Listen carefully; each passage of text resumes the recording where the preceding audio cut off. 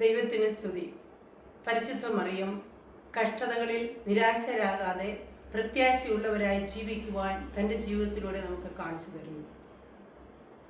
ദുരിതങ്ങളിൽ അചഞ്ചലരായി ആത്മധൈര്യത്തോടും പ്രാർത്ഥനയോടും കൂടി ജീവിക്കുവാൻ നമ്മെ ഉദ്ബോധിപ്പിക്കുന്നു.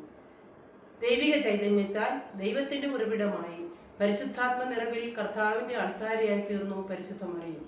എളിമയുടെയും സഹനത്തിൻ്റെയും വിശുദ്ധിയുടെയും നിറകുടമായിരുന്നു.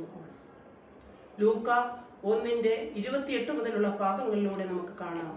ജോസഫ് എന്ന യുവാവുമായി വിവാഹനിശ്ചയം കഴിഞ്ഞിരിക്കുന്ന കന്യകയുടെ അടുത്ത് ദൈവദൂതൻ വന്ന് പറയുന്നു, ദൈവകൃപ നിറഞ്ഞവളെ സ്വസ്തി, കർത്താവ് നിന്നോടുകൂടെ. ഈ അഭിവാദന സ്വരം കേട്ട് അസ്വസ്ഥയായി നിൽക്കുന്ന മറിയത്തോട് ദൂതൻ പറയുന്നു, മറിയമേ, നീ ഭയപ്പെടേണ്ട. നീ ഗർഭം ധരിച്ചൊരു പുത്രനെ പ്രസവിക്കും. അവന് നീ യേശു എന്ന് പേരിടണം. മറിയം ദൂതനോട്, ഇതെങ്ങനെ സംഭവിക്കും? ഞാൻ പുരുഷനെ അറിയുന്നില്ല. ദൂതൻ, പരിശുദ്ധാത്മാവ് നിന്റെ മേൽ ആവസിക്കും.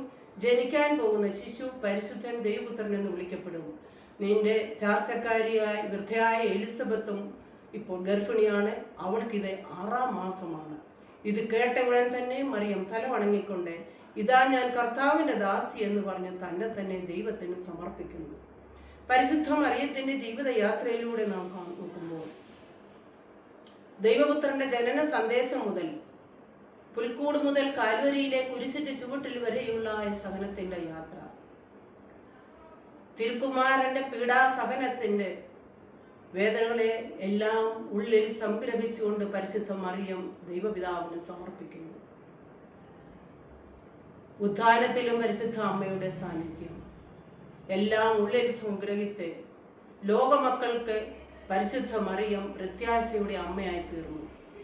നമ്മുടെ ജീവിതത്തിലും ദുരിതത്തിലും കഷ്ടതയിലും ആയിരിക്കുന്നവർക്ക് ആശ്വാസമാകുവാനും അവർക്ക് വേണ്ടി പ്രാർത്ഥിപ്പാനും നാം കടപ്പെട്ടവരാണ്.